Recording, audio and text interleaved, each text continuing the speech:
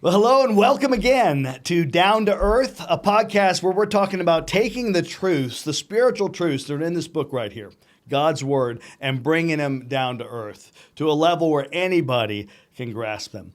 And we're in a series right now where we're talking about how to study the Bible effectively and the fact that Bible study is for everybody. It's not just for pastors or scholars, it's for everyone. But we need to be able to bring that down to earth. We really need to understand a few things, some principles about how to study God's Word. And today we're going to have some fun. I've got a guest with me, and he's been in this whole series. We're going to be together for quite a while here, Dr. Jason Peters. He's the Greek professor at the Gray School of Theology, also the pastor at Faith Bible Church in Dripping Springs. So Jason, thanks for being with us. And we're going to talk today about genres and that how important that is to understand God's Word. If you don't understand the type of literature that you're reading, then you're going to miss the point, the purpose of it all. So, Jason, take it away. Yeah. So when we're thinking about genres, we can kind of do a test for ourselves to really understand what a genre is. Genre, from the word form, is just a particular form of literature. And what we would say is that the form of literature helps us understand also the function of that literature as well. So in other words, back in the day, I'm going to date myself, when you could read an actual newspaper that was thrown into your yard, you would certainly not pick up Shakespeare and think that Shakespeare was going to communicate the way a newspaper article would communicate. You also wouldn't go to the ad section in the newspaper and think that it was going to be the same as nursery rhymes that you're going to read your child. Why? Because a genre is like a set of a form of like a blueprint for how the language or how the discourse is communicating. So in other words, when we're thinking about the Bible, as we say all the time now, the gospel is simple. The Bible is complex. So the Bible's got written, over a span of 1,500 years, probably around 40 authors, I believe, on multiple continents, in different languages, in different periods of time and history, and in different genres. The classical way that people pass down, stories about their nation's history, their people's history was stories. Right? So narrative is in the Bible, but not everything in the Bible is a story. If you read Psalm 1, it starts off with, "Blessed is the person who." It doesn't give you background. It doesn't set a scene for you. It doesn't do any of the thing that narrative does. And so when we're talking about genre, we need to understand what genre we're actually reading, depending on where we're at in the Bible, so that we can begin to kind of think about how the author is using the language he's using to communicate for particular people at a particular time in a particular way. Okay, so maybe for everybody listening or watching right now, give me some examples of different genres and maybe define those. So what is narrative? What is what we call didactic literature, proverbial or wisdom literature, those types of things? Yeah, so I think what a lot of people do is they assume, because we take the Bible literally, we can unpack that at some point in time, that the Bible, everything in the Bible works the same way, every piece of literature. But intuitively, when they read, again, the Psalms, these are songs and prayers of individual people, in Israel, they intuitively know, man, this guy kind of repeats himself over and over again, almost like there's parallel lines, because there are. Right? And so you have psalms and songs that were meant to be chanted and sung and memorized that largely work in different kinds of parallelism. You have an A and a B, and an A and a B. You have an A, B, B. You have something called chiasm in a lot of songs, where you have a middle point, A, B, big idea, B, A. That's how they're structured. If you take that parallelism as the guiding structure and you move for a psalm and you move it into one of the Gospels, you're going to get really confused. So it sounds a bit poetic then, like poems have rhymes and they Yeah. follow those kinds of A, B, B, A, or lyrics to a song, things along those lines. Yeah, absolutely. And we need to understand that narrative, while it has some poetic lines embedded in it, works differently than a psalm. There's a plot line in a story.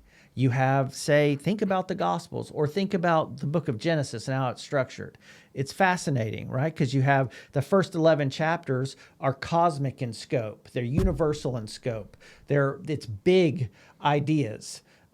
Especially from kind of chapter 3 on, right? You have the flood and you have the Tower of Babel, and then from 12 to the end of the book of Genesis, you zone in on basically one family, right? And it's reoccurring stories of Abraham, Isaac, Jacob, and Joseph, right? But it's going somewhere. There's a goal. There's an end.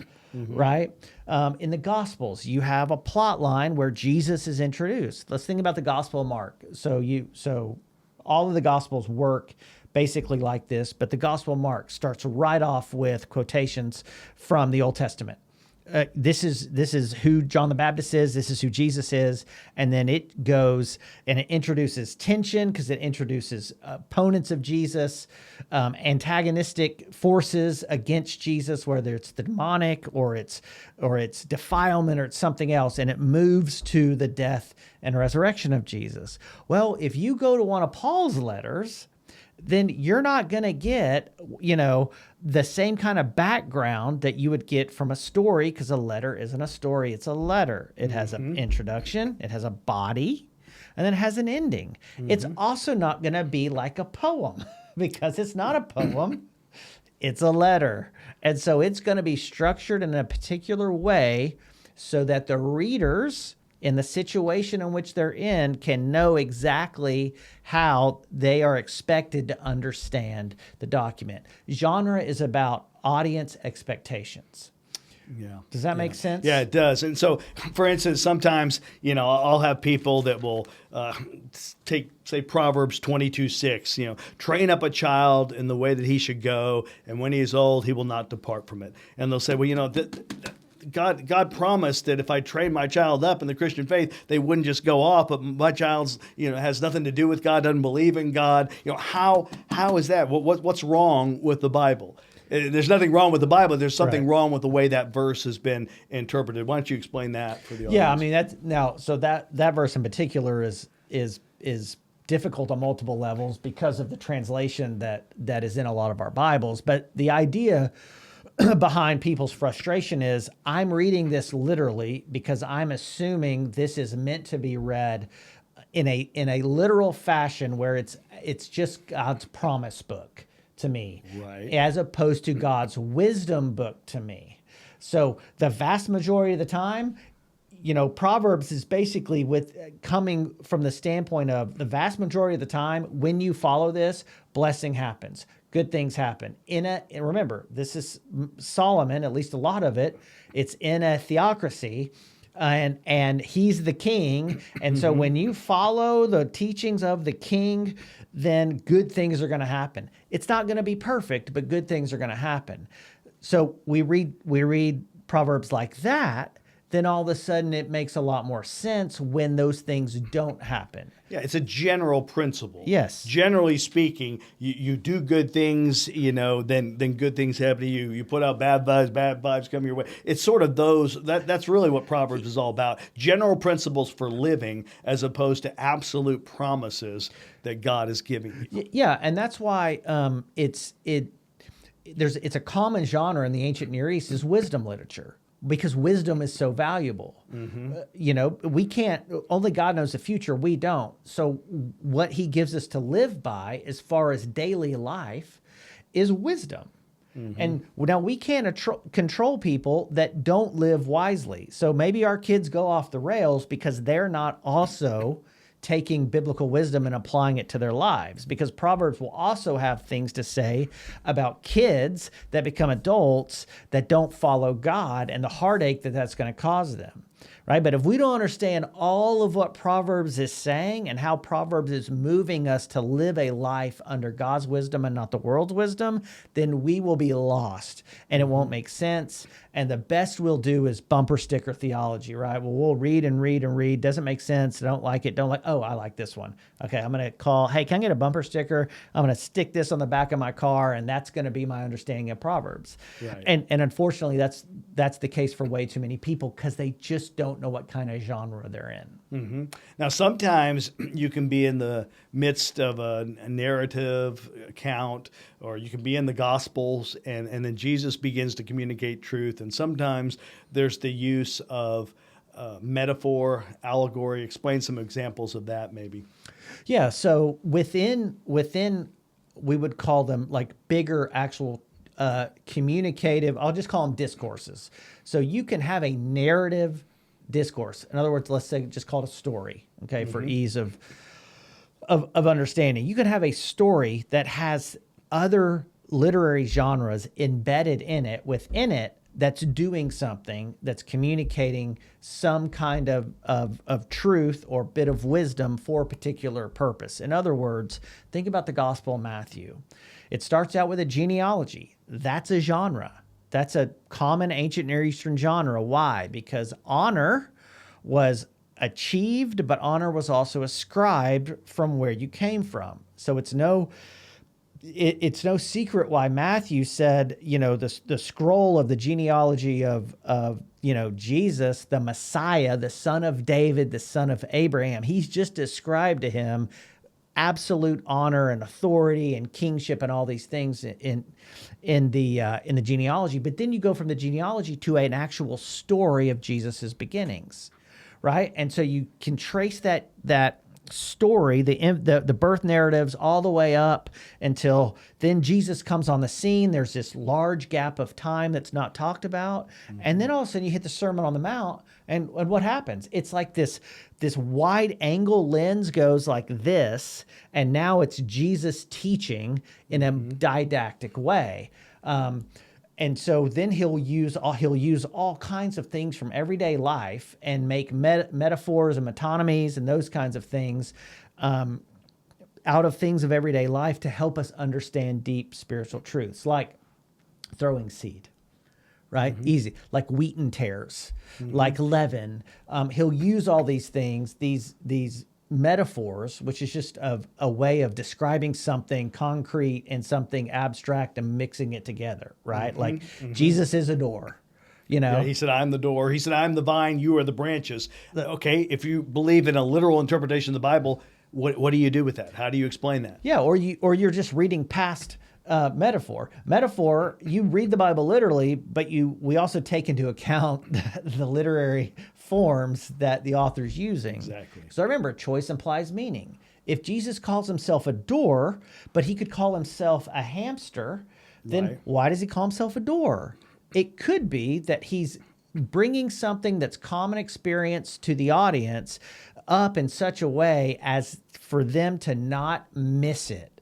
Because it will be more memorable that he's a door than it would be to try to make that expression in something literal, if that makes sense. Yeah, it makes absolute sense. So think about, when we think about genres, one, if you have a study Bible, it helps a lot because you can just look at the beginning. It can kind of tell you a genre. If you're like, I'm a purist, Jason, Bryan, I am a purist.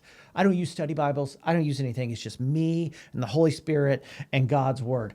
Great. How do you discover? Well, you have to read the whole thing and look for the ways in which the text itself is structured. We're just talking about structure. Just like blueprints give us the structure of a house, which we would not use to figure out the structure of a skyscraper, which we would not use to figure out the structure of a car. The Bible's the same way. When we determine a structure, like in the Psalms or Proverbs, parallelism of different kinds, we don't automatically take that blueprint and then put it on a narrative, right? Because it doesn't work. You don't build a house with a skyscraper blueprint, right? You build a skyscraper with a skyscraper blueprint. And so that's how you'd have to internally figure out how the genre is actually structured. And you can do it. or you can cheat a little bit, and you can get some help. Theology and community can be a beautiful thing. That's right. And you can get some help in how in what genre is what piece of literature, like, say, how does a letter work? You can read it and go, oh, there's an intro, there's a body, there's a conclusion. There's also some great books out there that we could recommend. There's some great resources out there that give you a very succinct and summarized teaching on a particular genre. Give me an example. Toss out a resource. Yeah, I mean, there's an old book I read in seminary by a guy named Leland Ryken that it's called How to Read the Bible as Literature. I read it as well. Yeah. And he's actually got some new, really short books. You won't agree with everything he says, right. But as far as the kind of the blueprint of how to read a story really well, man, they're gold. Yeah. They're so really how to read the Bible as literature, Leland Ryken, I believe. Mm-hmm. Is that Ryken? But I think so. so. You can look that up. And by the way, when it comes to resources, True Grace Ministries, we're here to help you out. You can email us at truegraceinfo. It's truegraceinfo@gmail.com. So that's truegraceinfo@gmail.com. truegraceinfo@gmail.com. And you can ask questions. Hey, I'd like a resource on how to understand literature. I barely made it through my English lit classes. I was a math guy, science guy, engineer, whatever. Hey, we can help you. And not just with those resources, with just about any resource that you'd want, theologically speaking. Just send an email, ask your questions. And as always, if you're on the YouTube channel, click the link, subscribe, and follow us. Any closing thoughts as we kind of wrap this up for this week with regards to genre? Yeah. Genre's not meant to be scary. It's actually quite intuitive, because remember, one of our presuppositions is God's wired us to communicate and to be communicated with. And so just be an intuitive Bible reader. If something seems like it's structured different when you're reading it, just make note of it. And then maybe chase it down. But it's not rocket science. It's really just reading closely. Okay. Any homework maybe for this week? Anything we could give the audience to run with or check out? Yeah. I mean, what I would encourage everybody to do is find a couple places in the text. Maybe I've mentioned Psalm 1 a couple times because the parallelism really sticks out. Okay. Read Psalm 1. All right. Read the book of Jude. It's short. And just make observations on how they're structured different. How does how does Jude, build his argument? And how does the psalmist, we think is David, build his argument? And then if you have time, find a narrative part of the Bible, right? Read we're coming up on Passover and celebrating the death and resurrection of Jesus. Read the end of one of the Gospels from the last week of Jesus' life and see how the narrative moves. Look and see how how you have Jesus, the hero of the story, and how he's confronted with all, the Pharisees and Sadducees and scribes and all that. And then just notice the differences. That's good. So Psalm 1, kind of poetic wisdom literature, then read the book of Jude, which is short, kind of got that type of literature, and then jump over to maybe the Passion story, leading into the death and resurrection of Christ, and just observe how the authors are writing differently. And I think, like you said, it's somewhat intuitive. Yep. So, all right. Well, thanks so much for joining us this week, and we'll catch you again next week on Down to Earth.